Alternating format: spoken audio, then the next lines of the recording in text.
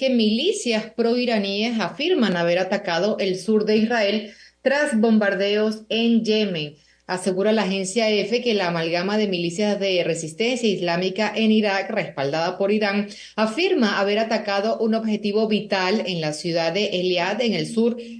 de Israel. Es la primera acción reivindicada por estos grupos aunados desde el bombardeo estadounidense y británico de hoy contra Yemen. Esa es la información que hay. Se calienta la situación en el Medio Oriente. Hace poco, recordemos que el jefe de la diplomacia estadounidense, Anthony Blinken, y también el jefe de la diplomacia europea, Josep Borrell, viajaron a distintos países del Medio Oriente porque el temor es que esta situación bélica haga metástasis. Sin embargo, vemos que con el paso de los días se va complicando y después de este esfuerzo diplomático vemos que hay una agresión armada por parte de Estados Unidos y del Reino Unido atacando directamente Yemen, que recordemos lleva varias semanas atacando navíos que pasan por el Mar Rojo. Ellos aseguran que los ataques son contra barcos israelíes o barcos que llevan armas a Israel y lo hacen, aseguran ellos, para evitar que sirva la operación militar de Israel en la Franja de Gaza, que ha provocado la muerte de más de 23.000 personas, entre ellos en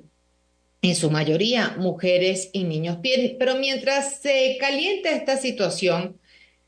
Estados Unidos parece soltarle la mano a otro aliado que se trata de Ucrania. Y es que Estados Unidos suspende al menos por ahora el suministro de armas y material militar a Ucrania por falta de presupuesto. Así lo dijo el portavoz del Consejo de Seguridad Nacional de la Casa Blanca. John Kirby dijo, la ayuda que prestábamos se ha paralizado. Dijo, hemos emitido el último paquete que hemos retirado y para el que disponíamos de financiación. Así lo dijo este jueves en una reunión informativa. También señaló que es muy importante que el Congreso siga aprobando la asignación de dinero a Ucrania y destacó que Kiev necesita ayuda con más urgencia durante el periodo invernal. Para hablar sobre este tema tenemos con nosotros a Ángel Tortolero. Él es doctor en Ciencias de la Educación, ex embajador de la República Bolivariana de Venezuela ante el Estado de Israel y también profesor asociado de Cátedra de Políticas Públicas en la UNED. Muchas gracias por estar con nosotros, señor Ángel. Bueno, gracias a ustedes como siempre por el contacto. ¿Cómo ve la situación? Bueno, la situación internacional del imperio norteamericano, mejor dicho, de Occidente, Estados Unidos, la Unión Europea y el Reino Unido, porque no olvidemos que en conjunto conforman lo que están debatiendo en el mundo contra la multipolaridad y contra la autodeterminación de los pueblos, y ese es el objetivo central de toda esta guerra, en la cual participa de manera directa Norteamérica y en la cual participa de manera directa los gobiernos plegados a Estados Unidos o al mandato imperial en Europa, y en el cual participa, bueno, indudablemente que el Reino Unido, que es un viejo, que es un colonizador viejo y alto conocido por todos, y que cuya praxis ha sido la invasión, la toma de posesión de territorio y el hostigamiento hacia los pueblos. Hay tres escenarios de conflicto básicamente: la guerra planteada por Occidente contra la multipolaridad a través de Ucrania, que se le ha convertido en un fracaso en términos militares, un fracaso en términos políticos y geopolíticos, porque lo que ha hecho es fortalecer el gobierno de Vladimir Putin, en cuanto que el gobierno de Vladimir Putin ha buscado alianza y ha establecido nuevos hermanamientos, sobre todo con China y con India y con Turquía, y ahora, lejos de afectar a la economía, que en principio se le afectó a Rusia, ha logrado pues que Rusia redescubra un camino que está marcado por eso que llamamos la solidaridad y la complementariedad. Por otro lado, la guerra planteada en lo que ellos llaman el Medio Oriente, que es Asia Occidental, con el fin de afectar la producción petrolera de la zona.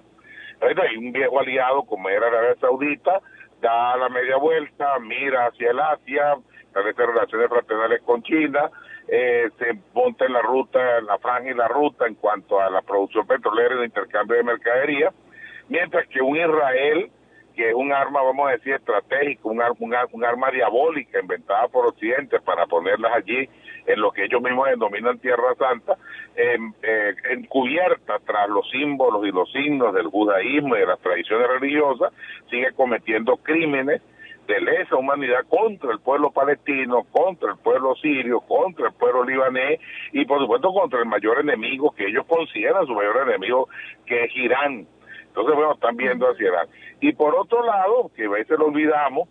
en el África subsahariana, el caso de Níger, donde hay hubo un golpe de Estado y hay una respuesta pues de parte de los que llegaron al poder, frente también a las arremetidas y los embates pues, de Occidente contra el África en su totalidad y contra aquellos países del África que tienen altas potencialidades mineras y de hidrocarburos, pues que además de que ya tienen a una China metida en todo el África y en este juego geopolítico internacional se ha visto pues como el poder, el nivel de influencia diplomático, político, ideológico ha ido disminuyendo, pero eso le ha dado a Occidente el pretexto para aumentar su agresividad bélica, que es con la cual ataca al mundo entero. Nosotros también somos víctimas del mismo plan, además de las sanciones que nos han impuesto, unilaterales, coercitivas y de todo punto de vista ilegales.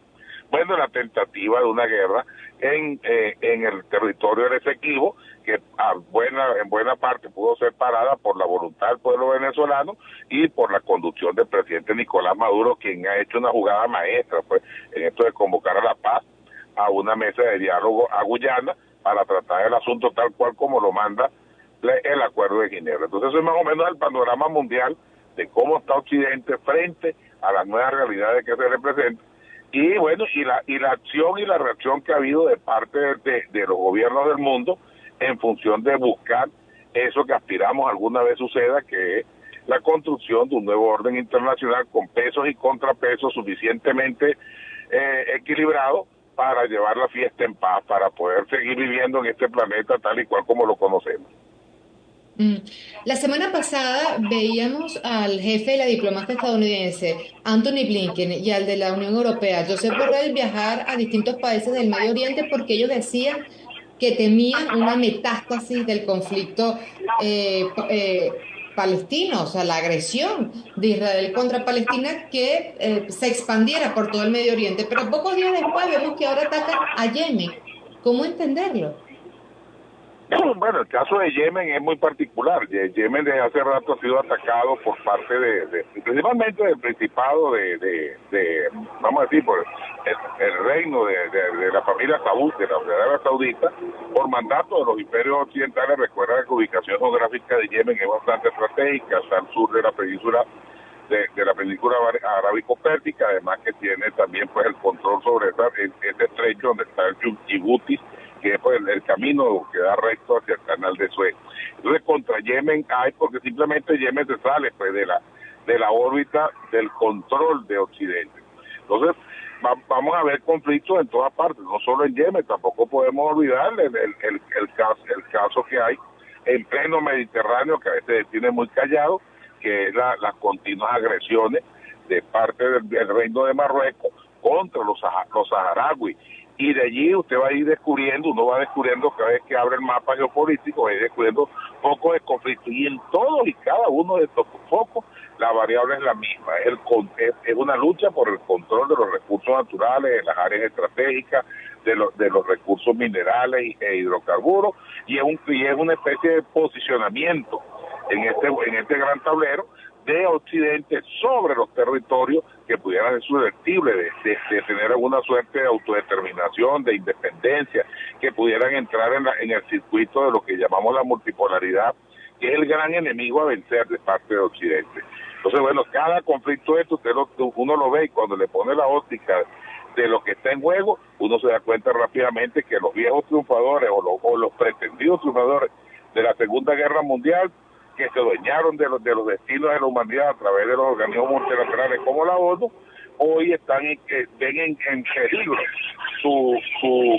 hegemonía en el planeta. Mm.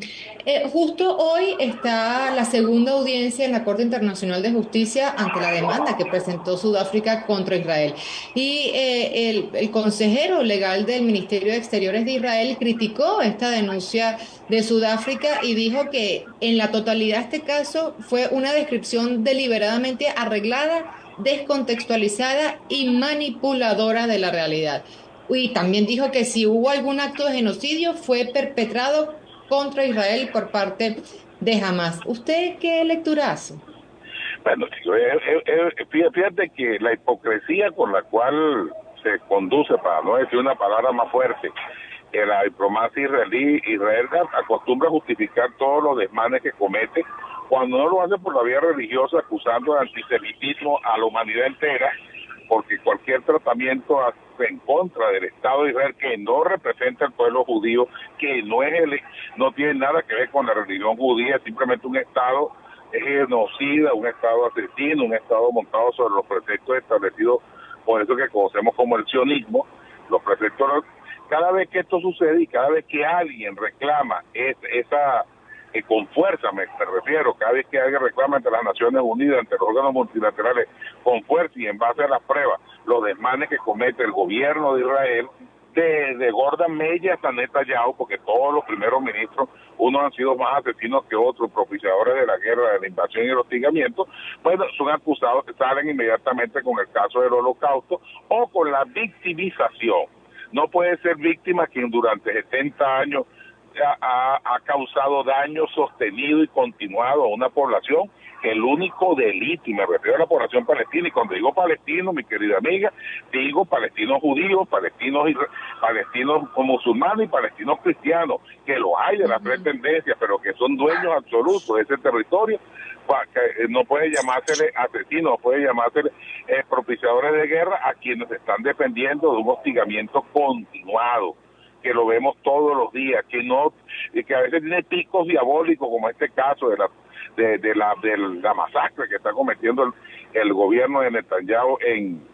la Franja de Gaza, sino que es continuado, porque ya del territorio palestino queda muy poca tierra bajo el dominio de la Autoridad Nacional Palestina, además que todas las carreteras y todos los medios de comunicación y todos los servicios dependen de Israel y son a discreción del gobierno de Netanyahu, el gobierno israelí, cerrarle o abrirle el agua, la luz y todo lo que implica la sostenibilidad de la vida. O sea, el verdugo no puede pedir clemencia cuando a quienes ha hostigado durante tanto tiempo salen en su defensa. No con esto quiero decir que estamos a favor de la guerra. Nosotros, al igual como lo hemos hecho en otras ocasiones, el gobierno bolivariano y quienes le apoyamos, estamos a favor de la paz, pero una paz con justicia. Y es muy justo el reclamo que hace Sudáfrica, y es muy justo el reclamo que hace el mundo, vamos a decir, civilizado y libre, que hoy repudia con toda su fuerza esta guerra criminal en contra de un pueblo que en su mayoría está desarmado y está compuesto por mujeres, niños y hombres desarmados. O sea, la lucha contra Hamas no justifica el asesinato continuado de tantos niños. Pues ya pasa, tú decías la cifra, esta es estrambótica la cifra de muertos que hay entre la Franja de Gaza y las víctimas de la Cisjordania también, porque también han querido separar, mi querida amiga, la Franja de Gaza como que si no fuera Palestina, como si se tratara, como si atacaran aquí a Petare, pero Petare no fuera Venezuela, pues como si atacaran a cualquier parroquia de Caracas y dijeran, bueno, no, que eso no es Caracas. No. Gaza es Palestina y el reclamo sigue siendo históricamente justo. Es el reclamo por retornar a la frontera del 67 y por el derecho de los palestinos a construir un Estado, a tener su nación y a construir su país como cualquier país del mundo. Claro. ¿Y qué esperar de la Corte Internacional de Justicia? Bueno, todos sabemos qué significa la Corte Internacional de Justicia. La Corte Internacional de Justicia es un gran acuerdo entre las potencias ganadoras de la Segunda Guerra Mundial, mandatada y dominada por Occidente, así como nosotros no acudimos a ella para dirimir ningún conflicto, bueno, creo que el mundo ha entendido de que este es un árbitro que está parcializado de entrada, por lo tanto inhabilitado para pronunciarse en cualquier caso con justicia y con certeza. Ojalá me equivoque, ojalá la Corte Internacional de Justicia tome en serio esta denuncia y se aboque a dictaminar de manera clara una especie de llamado de conciencia a la humanidad, porque acuérdate que también tenemos otro problema, que es que los temas de la Corte Internacional de Justicia no son de carácter vinculante, o hacen oídos sordos quienes están afectados, y se invoca entonces otros organismos, como el caso de la ONU. La Asamblea General vota en contra de la guerra de Israel contra Palestina, pero el Consejo de Seguridad va a estar que levante la mano uno de los que tienen derecho a veto para que no pase absolutamente nada. Y eso es lo que ha hecho incrementar los niveles de resistencia de Palestina y los niveles de solidaridad, como el caso de Yemen, como el caso de Irán, como el caso de Siria y el mismo Líbano, que hay fuerzas pues que están dispuestas a jugarse todo por el todo en esta infeliz guerra que sucede en Asia Occidental. Desde la ONU siguen los llamados de atención a Israel. Ahora la portavoz de la Oficina del Alto Comisionado de las Naciones Unidas para los Derechos Humanos dijo que Israel infringió repetidamente los principios del derecho internacional humanitario con sus acciones militares en la Franja de Gaza. Sin embargo, también han dicho que ahora Gaza es el principal cementerio de niños. Ha hecho declaraciones muy fuertes, denuncia los crímenes de guerra, de lesa humanidad que está cometiendo Israel en la Franja de Gaza, pero Israel no presta atención a estos llamados. ¿Hasta cuándo van a hacer estos llamados? Ajá. Bueno, porque estos llamados simplemente se hacen de portavoces muy importantes y denuncias muy importantes, pero el tema es que todo ello pasa por el Consejo de Seguridad, y cuando llega el Consejo de Seguridad, de los 5 que tienen derecho a veto no es Estados Unidos, y Estados Unidos cualquier resolución que salga en contra del Estado de Israel y en favor de la paz en Asia Occidental, la va a vetar, y con que diga que no está de acuerdo no sale ninguna resolución y ninguna acción. Desde hace rato se está pidiendo que las tropas de la ONU ocupen la frontera en el año 67 y ofrecen una línea que en inglés se llama Buffer Zone, que es una zona de amortiguación, un amortiguador entre los territorios palestinos y los territorios que le corresponden a Israel, tal cual como sucede en Chipre, donde el norte de Chipre, después de la guerra del 74, quedó establecida una línea que custodia a las Naciones Unidas. Pero esto no va a suceder en Israel, porque Israel tiene como proyecto o como función de su fundación desde el año 48, el gobierno israelí ha estado comprometido con seguir siendo el vecino malo que causa conflicto, y este conflicto repercute en los precios del petróleo, en el equilibrio del mundo. O sea, todo esto tiene una lógica que tiene que ver con el mercado petrolero mundial, que tiene que ver con la subida y bajada de los precios, pero aparte de eso, con el control de esa importante parte del Asia, por eso que yo insisto en llamar a Asia Occidental y no Medio Oriente, del Asia, porque esa es la ruta perfecta o la ruta geográfica que nos conecta con China, que nos conecta con el África y que conecta a Europa con estos dos. Entonces, bueno, y el tener control de esa zona es muy importante desde el punto de vista geopolítico, desde el punto de vista geoestratégico, pero más importante es marcar, como decir, la frontera entre Oriente y Occidente, buscando repetir nuevamente aquello de los malos del Oriente contra los buenos de Occidente, lo que vivimos durante todo el siglo XX. Entonces, bueno, cualquier reclamo ante las Naciones Unidas, pues queda en eso, en una declaración de principio, en una declaración, vamos a decir, de mucha connotación política y de postura firme para la paz, pero cae en un foso sin fondo cuando llega al Consejo de Seguridad. Pues el Consejo de Seguridad, el derecho a veto lo ejercen los Estados Unidos con mucha fuerza y simplemente no sale ninguna resolución firme, ni en contra de Israel ni a favor de la paz. Ahora, volviendo al tema de Ucrania, ¿por qué cree que Estados Unidos estaría soltándole la mano al gobierno de Zelensky? Porque ya es inútil la guerra, ya cumplió su objetivo, no lograron los objetivos. El objetivo era causarle suficiente daño al gobierno de Vladimir Putin, al gobierno ruso, toda vez que pensaron que Rusia estaba débil. Rusia se ha recuperado bárbaramente en muchos aspectos y ha demostrado una gran fortaleza. Además que Rusia como adversario es muy fuerte, porque Rusia converge de los más recalcitrantes adversarios del señor Putin hasta los más conspicuos aliados, todos convergen en la defensa de la nación rusa. Entonces, bueno, eso es lo que ha traído un levantamiento del espíritu de la patria, la lucha por la patria, por la nacionalidad, fíjate que la desnazificación que se plantea Putin, pues la ha ido logrando, y de las nuevas naciones que han nacido, Lugansk y Donetsk,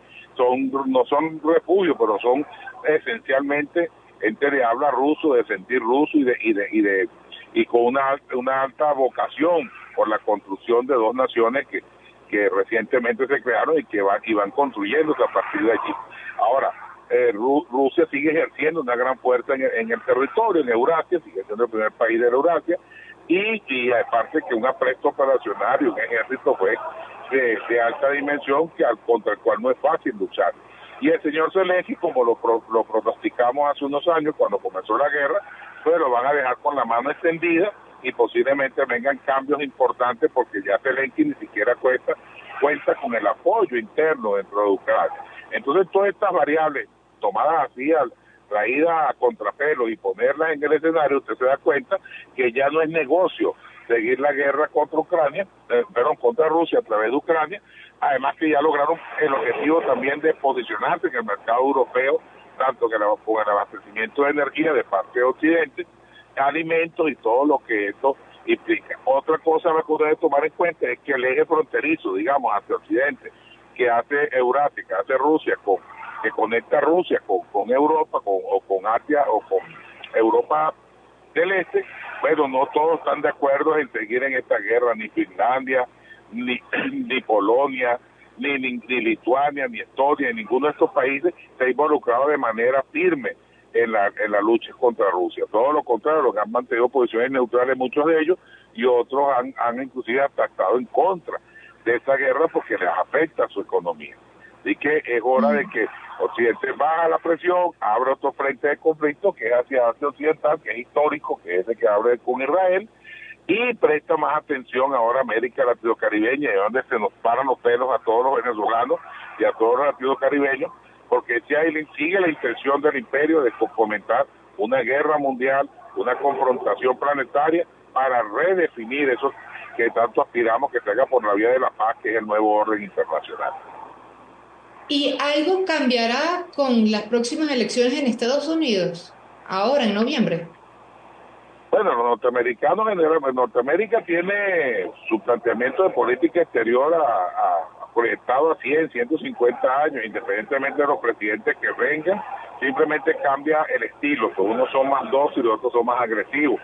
Pero si uno analiza la cuestión a profundidad, no hay mucha diferencia entre Donald Trump y el señor Biden, para dar un ejemplo concreto, pues. Vea cómo el señor Biden ha seguido la misma política de agresión, de hostigamiento, y no es responsabilidad de él solo. Acuérdate que en Norteamérica el Pentágono juega un papel importante, y el establishment, vamos a decir,